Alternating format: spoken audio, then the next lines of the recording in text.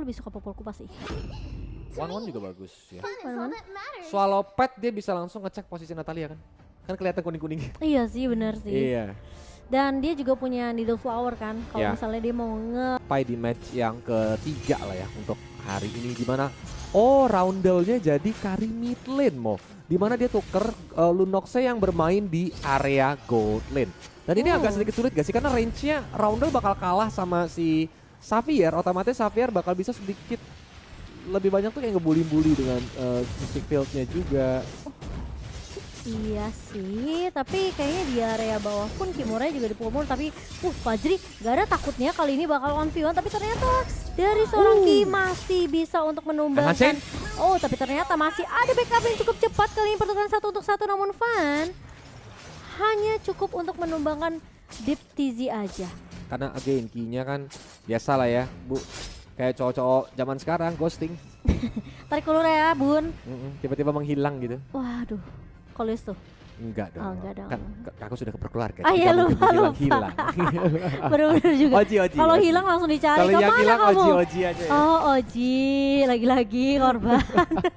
Oji hari-hari ghosting anak orang, aduh. Aduh, buat yang kangen sama Ranger Mas, tungguin hari Kamis ya dia muncul. Iya. Tapi lihat di area bottom lane Arannya mempop up Inferno. Dengan satu barada terakhir, Molten Sight-nya pun dilempar. Tapi laba-laba dia masih cukup santai karena dia tahu Ki di sana. Tanda seru tadi udah kelihatan. Yes, dan Joey kali ini bakal coba untuk nge-push ke arah seorang laba-laba yang udah kelihatan low banget. Tentunya langsung dimaksimalkan oleh seorang Joey. Itu katanya ada satu tuh, belum tumbang, tanggung. Langsung aja, Plebeo. Betul, dan ini buset, pasang juga ya. Iya, pasang ya. Ini yang aku takutin dari Ki juga kayak gini kok mainnya. Kayak dia bakal coba untuk kasih infonya tuh akurat banget loh pakai Natalie. Betul, karena kan memang agak sedikit berbeda nih. Van sakit tulang nih gak kayak Benedetta ya. Pas kalau basic attack-nya ini gak area. Kalau Benedetta kan punya elite daytime. Itu yang ngebuat Ki gak bisa terlalu agresif. Tapi karena ini single target juga, Ki-nya tinggal jaga jarak dan main cakar-cakar gimbang.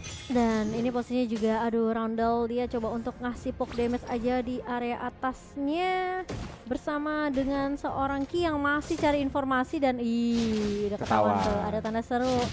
Berarti ini udah tugasnya Romer nih, harus untuk coba buka vision biar si Van-nya ini nggak gampang keculik.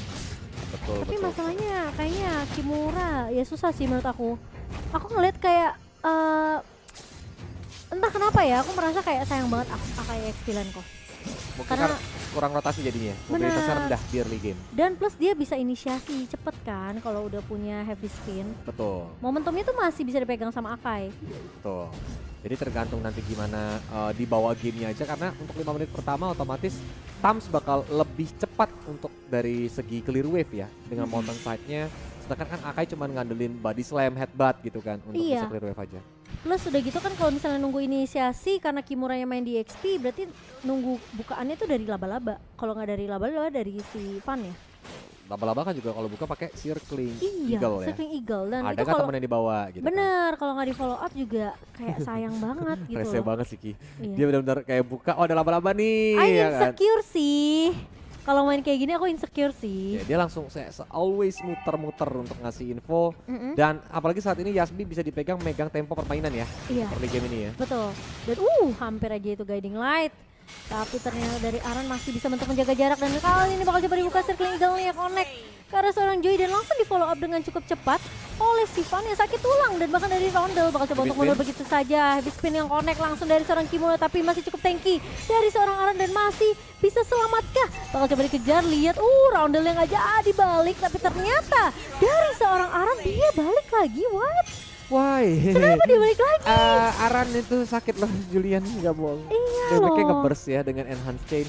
Kalau dia tadi kabur mungkin bakal selamat, tapi lihat di arah top lane Fajrinya yang menjadi korban karena adanya Darkening dan juga Chaos Assault. Ini Deep TZ sih harusnya udah well farm banget sih Mo. Iya harusnya ya, dan dia udah dapetin 2 kill awal, berarti networknya ini lagi dipegang juga sama seorang Deep TZ kok. Tapi masalahnya tadi aku cukup mempertanyakan, si Aran kenapa balik lagi ya? Udah ditempein sama si Roundel tuh kan, biar pulang. Lah dia balik lagi ke arah ini. Kalau bahasa anak zaman sekarang mungkin mau ngetes ombak. Iya.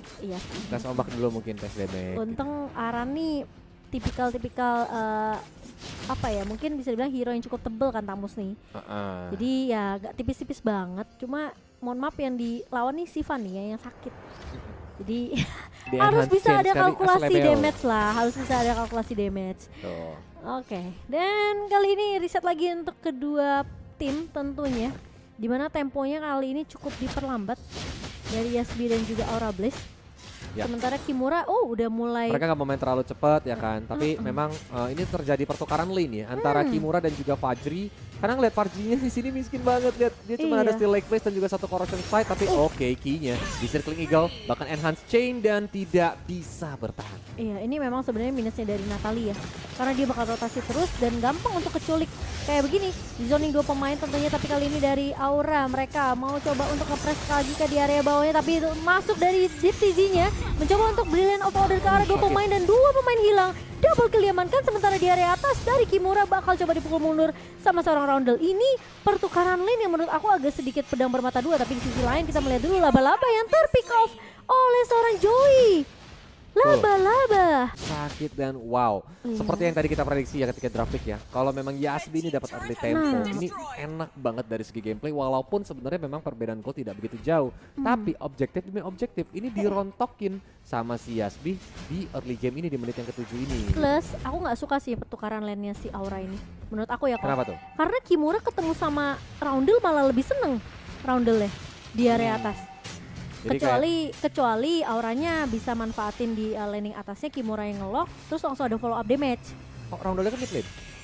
Oh enggak, maksudnya Roundelnya tadi di atas. Oh tadi ke atas juga. Iya, tapi kalau posisi untuk pertukaran lane ya memang menurut aku dari Fajri ketemu sama si Aran agak susah Merugikan juga ya. sih. Kayak head to headnya itu match up-nya kayak kurang Iya, baik. Tapi ini dia betul. enhance-nya connect ke arah 2 hero. San sakit tulang menjadi bulan-bulanan, tulangnya malah dipatahin sama Joey dan juga Aran. Tapi lihat laba-laba yang kali ini juga langsung di auto gebok-gebok, tidak bisa bertahan dan double kill. Looking for Morka karena lihat di area mid lane bener-bener betul-betul di cover. Bahkan Kimuranya tidak bisa bertahan karena dicakar Gimang sama Ki. Kalau misalnya posisi dari si siapa laba-laba, bukan laba-laba, si Kimura yang main Akai tadi posisi roamer, mungkin aku akan pegang Aura kok. Oke. Seperti yang aku bilang, kayak utility skillnya ini, resource skillnya nggak maksimal karena Kimura yang main di XP lane. Jadi jauh untuk nge-backup teman, jadi kurang cepat gitu mau ya. Iya, maksud Momo ya. memang sebenarnya dengan adanya Circling Eagle yang bisa jadi inisiasi buat Aura, masalahnya kayak kita tahu seberapa besar sisi yang dimiliki sama Yasbi juga. Mereka punya Pakito, mereka punya Aran dengan Molten Sight, plus Roundelnya ini bakal free space banget kayak gini. Ya, itu yang membuat tadi makanya mau bilang kan ini kalau dari draft kayaknya Roundel bakal free space banget nih ya. Iya, Dengan adanya dua karena hero depan. Kimuranya bukan di roamer posisinya. Tuh. Tapi mungkin ini akan berbeda ya. Kali ini karena udah masuk ke area hampir mid game, aku bisa bilang hampir menit 10 kan. Ini mungkin Kimuranya udah bisa join team fight. Yes. Jadi momentum kayak gini yang harus dimaksimalin. Nah, gak cuma Kimura sih, tapi lebih ke Fajrinya. Karena itu yang bakal menjadi ujung tombak dari Aura Blaze ya, DPS ya kan. Dari tim Aura, gimana caranya dia well farm karena saat ini dia benar-benar ketinggalan 0-3-1 bayangin. Yang tandanya di sini Fajri itu struggling banget dari segi scalingnya. Betul, meskipun cuma berbeda satu Tuh, lihat itemnya level, tuh. tapi dari net worth-nya DHS aja belum jadi. wah, ini jauh banget kok. 5.200 sama 4.800. Hmm. Ya Fajrinya harus agak sedikit mungkin baik time juga ya buat farming dulu. DHS-nya baru jadi, tapi dari seginya Roundel dia udah punya steel leg plate sama udah punya Windtalker dan juga Golden ada Staff. satu Golden Staff. Jadi attack speed udah dapat nih Yes. dari Roundel sendiri. Dari damage-nya aja nanti. Oke, tapi ternyata di sana juga mencoba untuk digebok, Fannya pun langsung dengan enhance sight-nya mencoba untuk kabur ke arah belakang, laba-laba tapi Death pun ditumbangkan dengan cukup cepat. Ini too much instant damage gak sih sebenarnya kalau untuk di early game-nya dari Yasbi Esports, mulai dari adanya DTZ dan juga Ki. Menurut kan? aku iya sih. Jadi kayak itu yang hero sebel apapun itu bisa di-instant sama mereka berdua. Iya, plus funnya sekarang juga udah mulai nggak kelihatan nih di map. Ya. Kayak funnya udah mulai main hati-hati karena lagi-lagi rotasi yang dibawain sama Yasbi karena mereka udah dapat 3 turret. Ini nutup semua chance dari Aura untuk masuk ke area jungle ya. Betul. Jadi mereka nggak punya farmingan yang tepat. Tapi kali ini Aran udah bertemu dengan 3 pemain 4 bahkan. Itu buying time aja buat Yasbi untuk bisa dapetin lord mereka yang pertama. Yep. Tapi ini sekarang gimana nih caranya Aura at least ya kalau menurut Kolius dia tuh harus nahan sampai di atas menit 16 sih Mo. Menit 16 baru mungkin dia bisa melakukan perlawanan karena walaupun goldnya nanti berbeda lumayan cukup jauh, tapi itemnya tuh maksudnya udah hampir full item. Iya, gitu iya. kan. Benar, jadi kayak drag ke late game, tunggu sampai semuanya Cari udah momentum full pakai Kimura. item. Betul. Seperti yang aku bilang, Kimura ini udah waktunya dia bersinar nih.